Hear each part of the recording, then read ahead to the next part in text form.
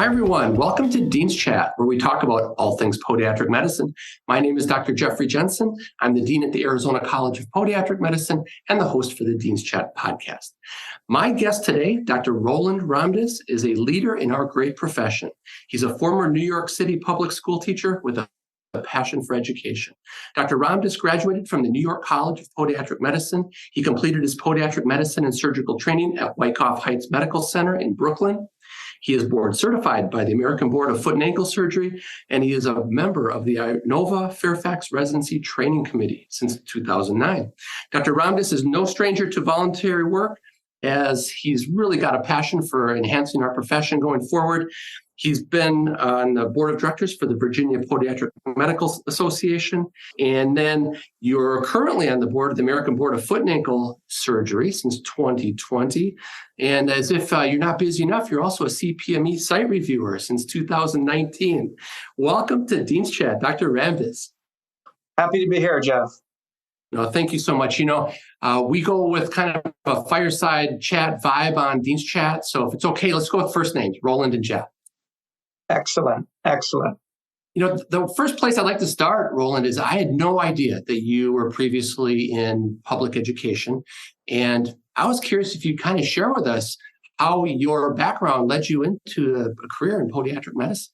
Oh, thanks for having me. It's an honor. And I got to be humbled to tell you that I think there are a lot more leaders that are out there that are doing a lot more stuff than I am, who can be on this podcast ahead of me. But I've always been, ever since a child, my parents says, you're going to be either a doctor or an engineer. Those were my two choices growing up in British Guyana. And coming to America as an immigrant, my first job was in selling shoes for $4 an hour. So I saw all of these foot and ankle problems, and I decided, I can be a foot and ankle specialist, not knowing anything about podiatry.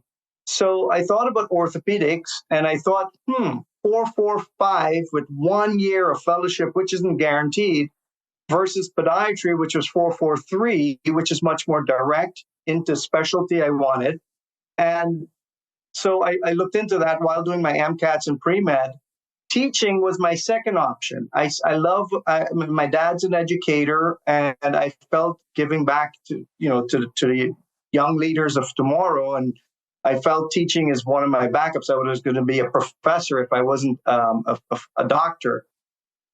And I taught high school for 18 months, actually more than 18 months, while saving money to get into podiatry school, and got into New York College of Podiatric Medicine. Kind of never shadowed a podiatrist, didn't know there was this disparity between allopats and DPMs. But I'll tell you, I am so happy. I'm so grateful. I mean, this profession has done wonders for me, and hence the reason I felt it's only my duty to give back to the profession, which has given me so much. It has made me find my purpose and my passion of not only helping my patients, but teaching the future leaders in our profession. Roland, that's interesting that you mentioned the 4.43 model and the guarantee of knowing what you're going to be. That's a major attraction to our profession to this day. I completely agree. And I think even the allopats are starting to think that maybe they're 4.45 and 1 or 4.43 plus 2 or whatever fellowships is not maybe the most efficient way to get to their specialty. So I think we've got it right on the money. And I always tell people it's a diamond in the rough when it comes to podiatry. I mean, if you don't know about it, I think you really should know about it. And that's why I feel educating not only the public, but anybody that I come I encounter, I feel it's my duty to tell them what, podiatry is and a foot and ankle specialist. No, that makes sense. So when you went to the New York College of Podiatric Medicine, how did that play out for you? Were you anticipating what you were going to do down the road? Was it kind of the profession or open book at that time? How did you start planning out ultimately where you were going to be? So, being married, having kids, I felt I was very focused and driven. I had to work and go to school until my third year of externships. So I knew that I wanted, even though I did externships around the country at some of the, top programs, I knew I wanted to get trained in New York, closer to home. And Wyckoff fit the model, and I loved it. And, now my mentor, and we'll talk, if you want to talk about mentors, my mentor, Dr. Lombardi, who, having seen him run a successful practice, and I'm grateful to have a multi-member group practice where we have in our area, and seeing how much he was able to give back to his profession and yet have a successful practice, it was just second nature to me. And he actually got me my first volunteer position as a workshop participant at NBPME. And, since then I've just been, going on. And I think it's critical to know the different pieces of the puzzle with our profession, how different institutions work with each other, how they intertwine. And I think it definitely helps me to be a better person and a better professional when it comes to helping as a servant leader in these other professional organizations. Well said. I've gotten to know Dr. Lombardi myself. He's just such an awesome advocate for podiatric medicine. Very passionate. In fact, his son just graduated from a residency program. Yes. So that's fabulous. What other mentors do you have, Roland? Sorry? What other mentors do you have? Oh, so, back in school, I being the president of the student chapter of ACFAS, working with Dr. Jules, Dr. Treppel, who, it's funny, I interact with him so much on different levels as the dean and so on, and with you all. Dr. Treppel, one of my buddies, Dr. Harry Schneider, JT Marcoux, Ton Ding, who she's the past president. I mean, these are people who, it's funny because when you start volunteering in these different fields and roles, it's the same people you see. And these are people who drives you, make you a better person. Harry's one of my good buddies, and he's always, you talk about being passionate about a profession and giving back. That's one guy that I'll tell you, he runs 24/7, man. So he's a great doctor, a great surgeon, educators. He's a residency director. So Dr. Richard Dern is also our director. He's another one that just looking at these people, and we're riding now on the shoulders of people who've come before us, who have made us be able. When I came to Northern Virginia, I was one of the first to do total ankles in the area. So, just riding on their shoulders, I think, and making the profession go further. That's our job, to take the baton further. I mean, it's just only, natural that you have to. Why not, right? Absolutely. Mahatma Gandhi says, be the change you wish to see in this world, right? So why not? Why not you? Why can't you do it? You're so, you have the energy, you have the time, do it. Absolutely. Roland, I've often said that the unsung heroes in our profession are the docs that are running residency programs and the doctors that are helping train the next generation of podiatric surgeons. How did you get involved with the INOVA program once you moved down towards the DC area? So, obviously, there was a scope disparity in New York. So even though I was trained with, orthopedic foot and ankle doctors from HSS and so on, I looked at Virginia, quality of life, scope of practice, and the practice I joined with my partner now, the residents did come and scrub at the facilities where we operated. So we were doing some pretty decent cases. The residents love those challenging cases, those revisions, second opinions, and so on. So they were scrubbing. So automatically I got involved and I talked to Rich. It wasn't Rich then, it was Dr. Steve Stern. You remember Dr. Stern? Absolutely. So he asked me to get involved with the residency committee because he saw how many cases we're doing with the residents. They always enjoyed scrubbing the cases. We would do a pre-op huddle and talk about what we're going to do about, for the next case. Post-op huddle and just talk about what went well, what didn't go well, and so on, opportunities for improvement. And he saw how passionate I was, and he asked me to be involved. And, I was so grateful because I didn't think that he would ever, which was great. I got involved. And then we were able to, where I practice, we were also in the Shenandoah Valley. So they're in the Northern Virginia area. So we were able to have two competing hospital organization and entities sign an agreement. This was in 2014. Sign an agreement to have their residents, the INOVA residents, spend 3 months with us in their second year in the Shenandoah Valley And the residents love it because now they scrub not only with myself and my partner, they scrub with about 13 podiatrists. So they're getting a ton of cases. They always enjoy it because they can either do cases or they can go hike the Appalachian Trail. So it's fun. It's been great.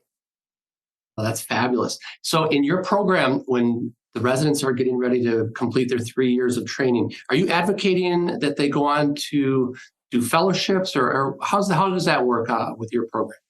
Excellent question. You get this question every year because our residents are so fortunate. They're graduating with over 1,200 to 1,500, procedures. They're well over their MAVs. So I tell them it's an individual choice. I tell them the pros and cons. I think if you want to get advanced training in a niche area, sports medicine, and that's the beauty of our profession. It's so versatile, right? And we can talk about going into different, models of practice, but it's up to the individual. Do you want additional, niche area? Do you feel that you need to get, more this certificate so that you can go with an orthopedic group? Because a lot of these orthopedic groups are looking into this fellowship trained practices. Or do you feel that, because I tell them right away, we graduate competent, confident, but not cocky surgeons. However, if you feel you want to do it and you have a year that you want to invest, go for it, because you have to figure out what is your ultimate goal. Do I want to be doing MIS, for example? Do I want to be doing joint replacement only? Do I want to be doing sports medicine, wound care, whatever it is? You want to get that little year just to fine tune? Great, go for it. Otherwise, I think you're ready to go out and spread your wings and fly. I think that's a good way to look at it. I'm of the mindset that if you do have an opportunity to expand your expertise in certain areas, and it is an investment in yourself, there's no better investment than investing in yourself. I just say go for it. But you're absolutely right. There's so many phenomenal programs around the country. These docs are well trained after 3 years and they're ready to go into practice. And they're put between a rock and a hard place, between good offers and going back home perhaps to practice versus go somewhere else for their fellowship. So I can understand where it's a difficult decision for them. Right. And it's multifactorial. They have to figure out all of these different factors to determine, is it for me or not? Some of them are older, they're married, and they want to just go out. But I think we had this discussion about quantity over quality with these, fellowships, but it's becoming more and more commonplace. And if you can and you want to, it's obviously a good choice to do it because, it's an added certificate, it's an added year of training.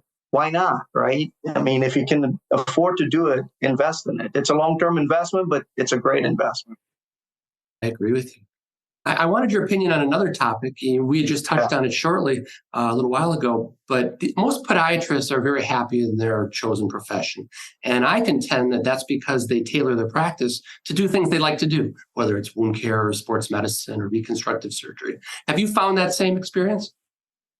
Absolutely. I think, at least in our area, all the guys in our area, they have their own little niche area. We have some guys who are wound care, and that's a beauty, I think, in the Shenandoah Valley, for example. And if this can be emulated in other bigger areas, and there's not so much, competition. I think it's great.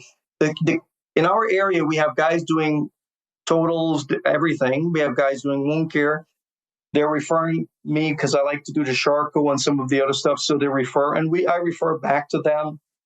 So it's such a very intertwined and just collegial, collaborative type of practice that we have here in all the different groups. I think you can, and if you don't, then you should thrive for that sweet spot, whatever it is. And I'm happy I found my sweet spot, and I hope everybody does. That's great. So let me just circle around on the residency program one more time, because the Inova Fairfax residency program is considered one of the top programs in the country. So our students are always asking me, Dr. Jensen, where should I go and be a clerk? Where should I go for the best opportunity, for the best training? And I always mention Inova. Would you mind just spending a couple minutes talking about the residency program, what you're looking for in residence, and kind of what the structure looks like throughout the 3 years? So first I'll talk about the program. I think the program is a very comprehensive program. It has great rear foot and ankle reconstructive procedures, elective, non-elective, pediatric, adult reconstructive, revision type surgeries from a multitude of doctors from different training backgrounds that come together who want to promote the profession and do the best for their residents. So you're going to get that. You're going to get a very robust academic schedule. It's very high volume. It's a great area in the DMV area. So they work hard and they play hard. And like I said, we try to graduate competent, confident, but not cocky. In other words, be humble. But and then what do I look for in residents? I think the key important thing for these residents, come here, work hard as an extern. If you do that, if you don't know something, be honest, go look it up. All we want is for you to be better and be a good team player. I think team player is the key attribute. Good time management, organizational, moldable, or teachable resident is someone we're looking for. You don't have to be the number one in the class. We need a good academic foundation, but you're here to learn from us. We learn from you. It's a very, collegial atmosphere from various doctors working together to ultimately make you better than us. I think that's great. I hear that over and over again, and I tell my students every year, go somewhere, be a team player, work hard, be teachable. I mean, if you have those qualities with the foundation that the colleges give these students, the sky's the limit for them in terms of opportunities. Absolutely. And if you want to do fellowship, go for it. There you go. I like that. Well, these are constant topics, especially as students right now are signing up for clerkships around the country. And it's always great to highlight different programs, and especially top programs, because these students they need to know what they're getting into, because they're going to work hard and they got to spend 3 years with people that they like and get along with, and vice versa. So important. And I tell externs or students when they come and shadow me in the office too, and I said, listen, even if you don't want to go there, if you have an extra month, go to somewhere that's out of your comfort zone. If you don't, just so that you can see the dogma of a northern area, the east versus the west, whatever it is, just to see how the residency program is, what the doctors are doing. And then, you don't have to go to that program if you don't want to, but just get an experience of something different, I oftentimes tell our students that never again in their career will they be welcomed with open arms into practices anywhere in the country. And it's just such a great learning opportunity. Yes, for sure. So Roland, let's pivot a little bit. Let's pivot to some of your service to the profession. I know that you just ended a long stint on NBPME, the National Board of Podiatric Medical Examiners. You were the president, right, recently? Yes. That must have been a fascinating, eye-opening experience for you. Tell us about how that worked out. How did you get involved? How did you work your way up to be the president? And then we'll go from there.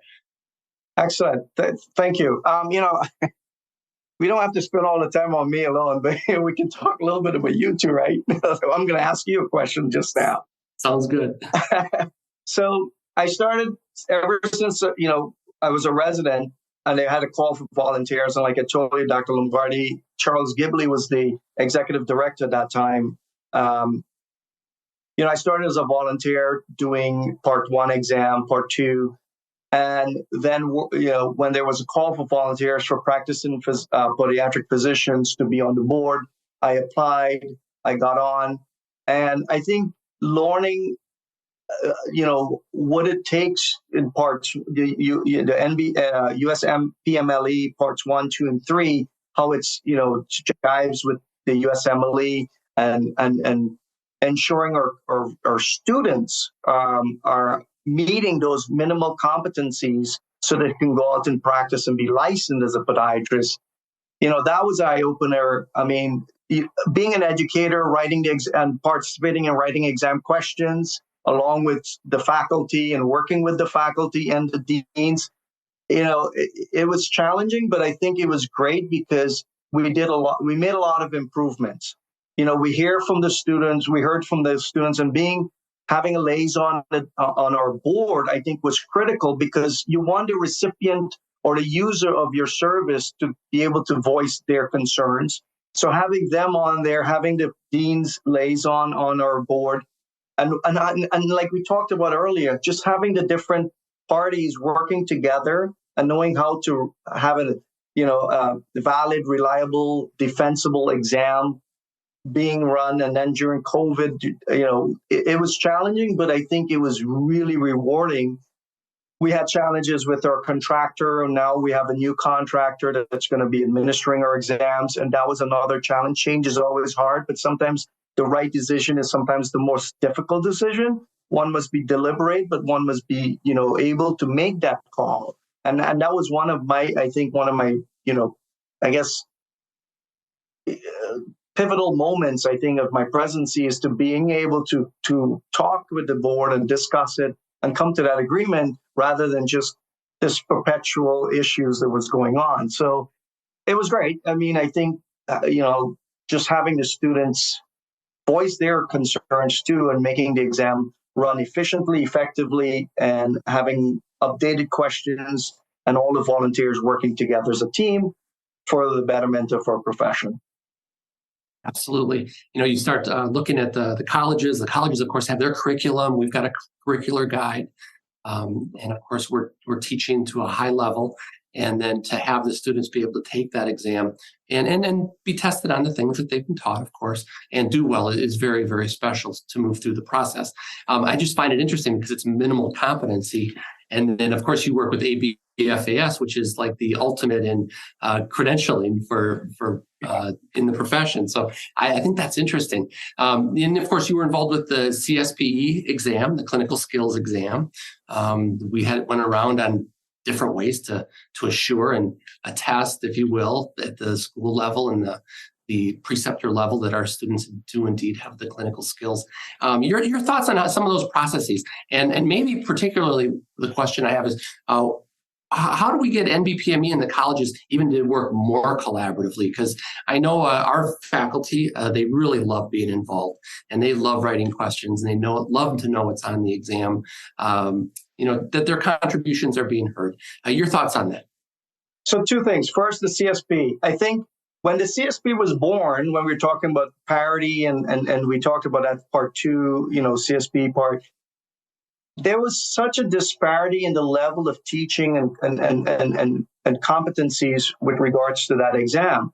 Having said that, it grew, which is why now it's such a high passing rate, which is because the schools have put their feet forward and says, hey, you know what? We need to do a better job. So it's much more consistent. It's much more at a comparable level that we can at least be at ease to say, hey, whether it's an attestation, it's fine because this CSP, they've done such a great job of being better at each school. So I think that's great. That's the first achievement, I think, there. The second thing is, recently, one of the reasons why faculty may have felt a little bit distant from being participating is because we have moved to this loft type exam model. And they have done a great job, so we thank them all for their participation and contribution to those exams. So actually, their exams are now floating through this bank of questions, and because it's a loft, there's a low visibility. So their questions, however, I can assure them that they are going to be called to write more questions and to review those questions to see which ones are current and which ones may need to be sort of, sunsetted and get some new ones on. So I think I always appreciate the fact that parts one and parts two, especially having faculty on there to write those questions. And with the costs now of bringing people together, it's a little bit more challenging. But the benefit is now we have these software platforms that it can write these questions remotely and it can be reviewed remotely. It's good. But I always enjoyed coming to the deans and sitting down and listening, because I think this curriculum guide that's now consistent, I think has helped bring us from this sort of hodgepodge to something of consistency. And that's what I love about our profession, and seeing that growth and that uniformity and that improvement. We can only do better. And I mean, we're not perfect yet, but I think we're getting there, and we appreciate all of the collaborative efforts. And now with the new schools, I'm excited. I was able to visit UTRGV at their white coat ceremony. I would love to go visit the LECOM school just to get an idea of what they're doing, so we can bring everybody into the fold. I'm with you. Yeah, the collaborative efforts are so important. I think everybody values them. And as many challenges as COVID did present, it gave us opportunities, like you said, to meet, like you and I are talking right now. We could be in the same room, right? So exactly. I think that's really exciting. So let's move on to your involvement with ABFAS. You're on the board. Yes. American Board of Foot and Ankle Surgery, the surgical arm of our profession for certification. How'd you get involved with ABFAS? I think it was only natural, moving from the licensing board of minimal competency. When was a call for volunteers, I volunteer again, to be on back then, the first committee was this blow-up committee for the RRA recertification. And as you know now, we're doing this lead type model, where in lieu of every 10 years, you get this stopgap assessment of yourself. You're now getting a more sinusoidal, consistent, assessment of yourself on how are you meeting your CMEs and being up to date with your profession. So I got called to I responded to volunteer for that. Then I became a case reviewer. And I also was on the exam committee, I guess because I was writing questions with the national board. When they called for volunteers, I started. And being on the didactic exam committee has been another eye-opener, because you're writing at a different Bloom's taxonomy level. So you have to understand who's your examinee, and making sure that your metrics are appropriate with your difficulty and so on. But again, it's being an educator. It was fun for me to do that, and so participating, volunteering with that, representing the board, going to the different schools and talking about board certification and the importance of board certification, the credibility, the fact that you're showing that you're going beyond just minimal competence. It validates your proficiency. It enables you to become part of big groups. Insurance plans are looking at it's portable. It can go across different state lines. So it's not something that you have to worry about once you're board certified. I think, it gave me another perspective from dealing with the students to now dealing with practicing physicians and being with the residents and empowering them and teaching them to be able to be competent to pass that exam too, and explaining that, you're treating your patient, you have to be able to treat them like you are going to treat your family, how to do to do your notes. Your notes should tell a story. It should reflect what you did with this patient, your rationale. And I think that was a different level for me or a different perspective for me to understand and to impart to my residents and to fellow, podiatrists and teaching about how to be board certified and why it's important. Absolutely. So that's how I got involved. And now I'm the secretary treasurer. So I'm on the executive board, which I'm fortunate and I'm grateful. And again, why not? Why not? I mean, this profession, I tell you every day, Jeff, I look around and I'm so grateful. I look up, I'm blessed. I look down, I'm humbled. I can't complain. My hat's off to you, Roland. Thank you for all of your efforts. My gosh, that's fabulous. I promised you I'd give you an opportunity to ask me some questions. I'm open to anything you have to ask. So let me ask you this. So I know you have the Feet on the Street campaign, and we're excited to support it. How did that come about? And I mean, I know you're very instrumental in it, in getting it started. So tell me a little bit about that. Well, as you know, over the last few years, we've had a decrease in the applicant pool. And this last year was significant. At different times during the year, we were 40% lower in number of applications than we were at in 2019 before COVID hit. And as you know, our profession is so much out of sight, out of mind. If a student's with you in your office and they see what you do, they understand what podiatry is. But otherwise, if they're not involved with shadowing, if they're not having advisors at the university interface with them, for example, if somebody's interested in health professions, podiatry needs to be in the discussion, right? So you start talking about all these different variables. And it was early this year, it was back in February, right around the time of ACFAS. And we were together, the deans were together, we were looking at the stats, and we really felt strong that we needed a grassroots effort. We needed an effort post-COVID that was relationship driven. We wanted to make sure that all of the colleges, schools and colleges were on board, because if we got all 11 schools on board, we could literally cast a net over the entire country. And so as it played out over time, we really identified 20 different colleges for each school or college of podiatric medicine that they could go out and visit with their faculty, with the understanding that a few things had to happen, right? It wasn't just a flyby, say hi to the advisor and hand them some pamphlets. We wanted the advisors to understand what podiatric medicine was. We wanted the advisors to assist us in putting together a program, whether it's a lecture, a suturing workshop, bring in dinner, and probably the most important part, and the part you and I have discussed previously, was we wanted a local doctor who represents podiatric medicine at its finest, right? That will team with us with that university, so that once a student's identified and they go to their advisor and say, hey, I'm interested in podiatry, it's a knee-jerk reaction to get them a very simple shadowing opportunity.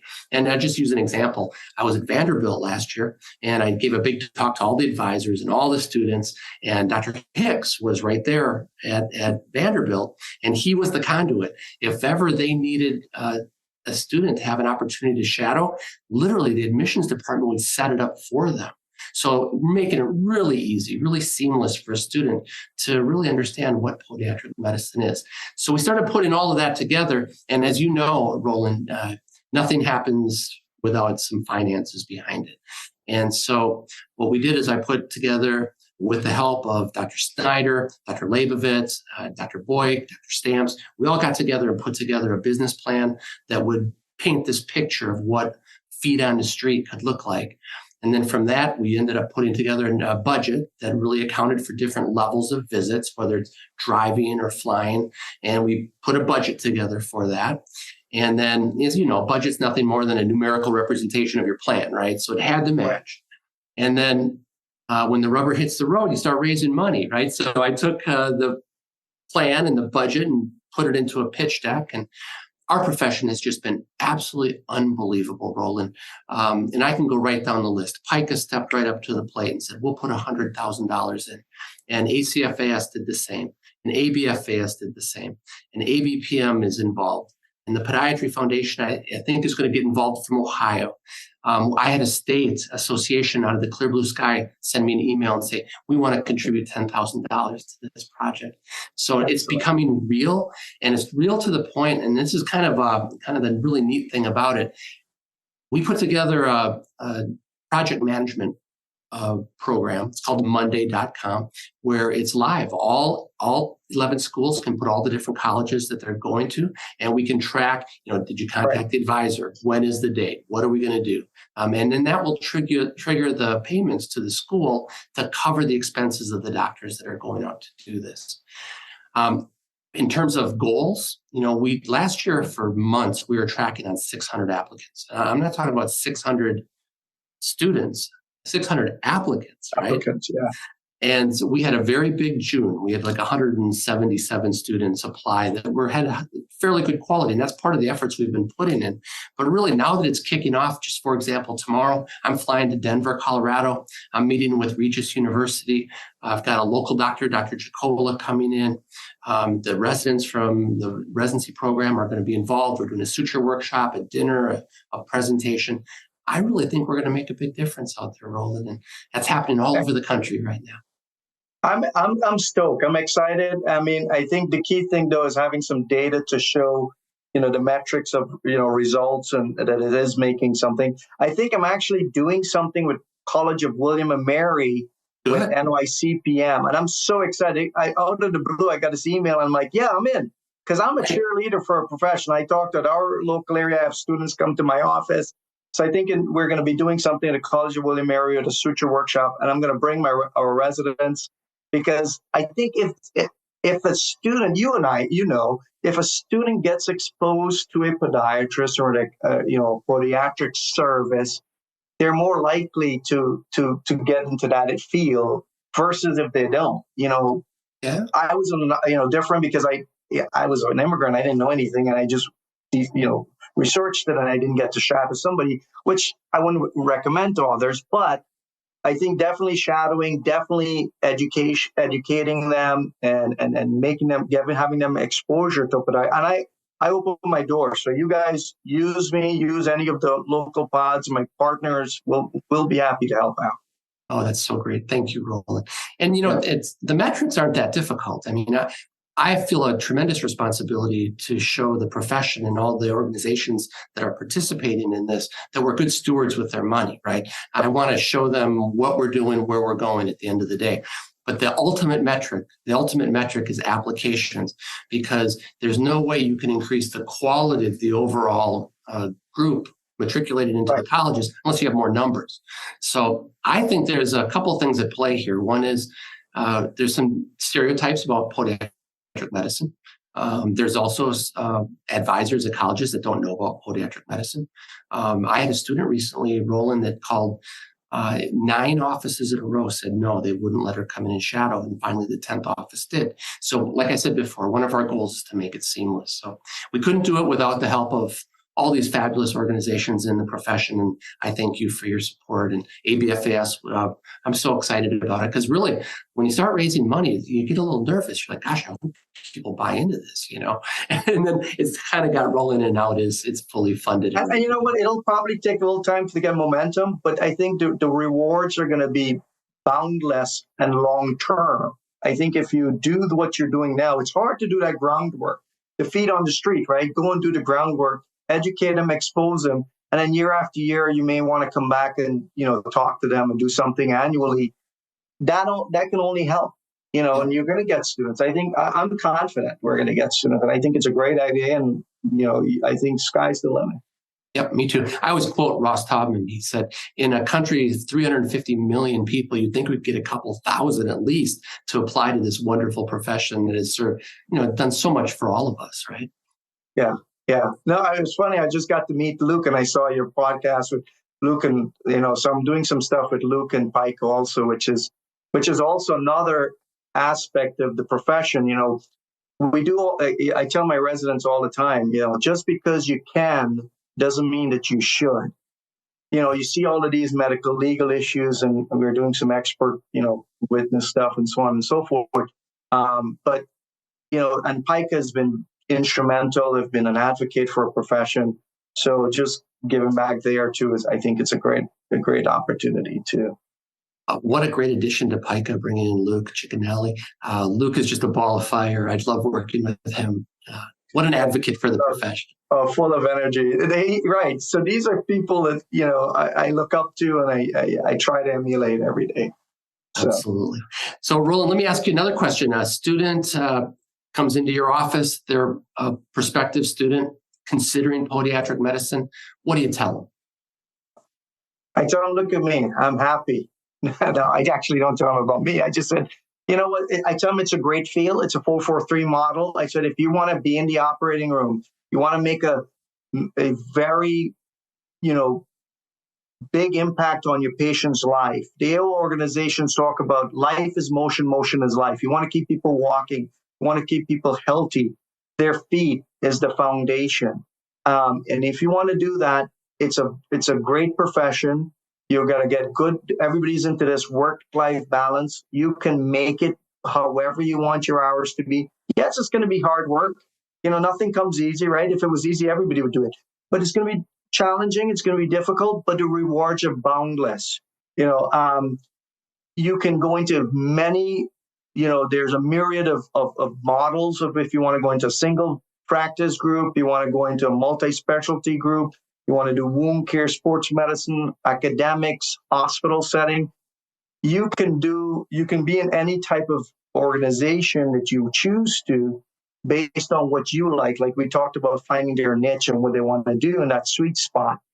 But look, I mean, and they're always, when they see me interact with my patients and the patients are happy, the patients are always cheerleaders too. I don't have to sell the profession. The patients, when they come out, whether it's from a basic palliative care and an ingrown toenail to an ankle replacement or reconstruct, whatever it is, a shark, keeping their limbs and their lives and having a quality of life. And the patients telling the students, oh my God, this is a great thing. You got to shadow him. And we take them into the operating room. Their eyes are open. They're ready. I've had several students. Some of them are now, one is in Barrie, one is in Ohio school, that are now in podiatry school, and they just love it. And I always tell them, hey, reach out to me if you have any questions or concerns. But that's what I would tell them. It's a great profession. You're going to make a very, meaningful impact on your patient's life. It's very rewarding. Don't chase the money. The money comes. Treat people the way you want to be treated. Find your sweet spot. Sky's the limit. Sky's the limit. Just go do it. Do it. Wow, that's just a fabulous way to describe podiatric medicine. I'm ready to sign up myself after hearing you. Yeah, no, listen, it's a diamond in the rough. People don't understand. It's such a great profession. That's why I do what I do. I mean, I have, I'm busy at work, but I go back and I'm hanging out with colleagues every time and it's such a small profession, right? You see the same faces. So don't burn bridges. Just be nice. Be nice. Absolutely. Well said, Roland. So one of the highlights of doing this podcast is I get to find out more about people outside of podiatric medicine. And like we were sharing before, I had no idea that you were a teacher in the public school system. Can you share with our listeners a little bit more about Roland? What do you do when you're not working, your family? What are your hobbies and passions? All right, so I'm married. I have 3 kids. I have a 28-year-old who is a teacher in New York City. God bless her. And I have a daughter who's she works with Pinterest. She's living her best life, and I have a son who just got off to college. So I'm an empty nester, and we're loving it. My wife said it's our next phase. What are my hobbies? I love to run. I don't run as long as you because I know you. I don't know if you still run. Do you? Yeah, that was another life. It feels like my knees aren't agreeing with running anymore. But that's what my ortho buddy says. When you're ready for me to scope your knee, just let me know. But I love running. I think it's very therapeutic. I run right down, where I live. There are lots of battlefields, so I get to run through, some of the battlefields. So it's so relaxing, and you can decompress. My wife tells me every time I'm getting a little, angst, just go take a run. So running. I love reading. I love mystery. Grisham, Clancy, any of those guys. I actually, a very good friend of mine, Gilstrap, is, he's got quite a few books. So whenever I'm on the plane, I may look like an older person because I have an actual book that I'm reading versus my e-reader. My kids laugh at me. So, and I love spending time with my best friend, my wife. I mean, she and I, we've been together for 30 years. I got to tell you, Jeff, I'm blessed. I'm grateful. I love what I do. I'm a cheerleader for a profession. I'm not the most popular guy, which is fine. But you know what? You do what you do. You do what you love. I found my purpose and passion in podiatry. I love teaching, so that's why I teach. And I'm blessed. I'm blessed and grateful. You are blessed, and we are very fortunate in podiatric medicine to have you as a leader. Thank you so much. What a great inspiration. Podiatry. Tell me again, remind me. How did you get it? Our family was full of runners also. And we had a podiatrist in Madison, Wisconsin, who was kind of like the podiatrist for all the runners. But he also did my mom's bunion and her neuromas and things. So I got to see podiatry firsthand early. And so when I decided I wanted to go into a medicine route, I went back and I shadowed him. just like all the different discussions we've just had. He loved what he was doing. His patients loved him. He was really making a difference in people's lives. So when I decided to go to school, I was actually in San Diego working on my master's degree. And I drove up to San Francisco and interviewed with them. And I was just like a deer with the lights on, right? I mean, I was like, oh my God, this is so awesome. And then, one thing led to another. And you know how fast time flies. But when I was in podiatry school, 4 of the best years of our life, my wife and I were married, living in, downtown San Francisco. We loved it. And then when I went to residency, we loaded up the rider truck and drove over the bridge and headed to Detroit. And I remember we were thinking, are we doing the right thing here? San Francisco to Detroit, right? But again, that was one of the best opportunities ever. Another phase in your life. Yeah. Yep. So I'm like you. I'm very blessed. I love this profession, and I do anything to make it better and to work collaboratively with our colleagues to make it better. And I think that's absolutely. So, absolutely. Well, Roland, we're running a little short on time. I wanted to, on behalf of the profession, thank you for all you do. It's just, what an incredible discussion. Thank you. And to all of our listeners, if you're listening on Spotify or Apple Podcasts or Google Podcasts, please give us a 5-star rating. And of course, if you're watching on YouTube, please become a subscriber. Roland, I'm going to be sending you one of these Dean's Chat cups. My hope is that you put your beverage of choice in, because I'm not sure when you sleep. I know you sleep, but I'm not sure when. Maybe that can help. And otherwise, cheers, everybody. I look forward to seeing you next week. Hey, cheers. I appreciate the opportunity. Thanks for all you do too, Jeff. You're welcome. Great having you. All the best. Bye-bye. Thank you. Bye.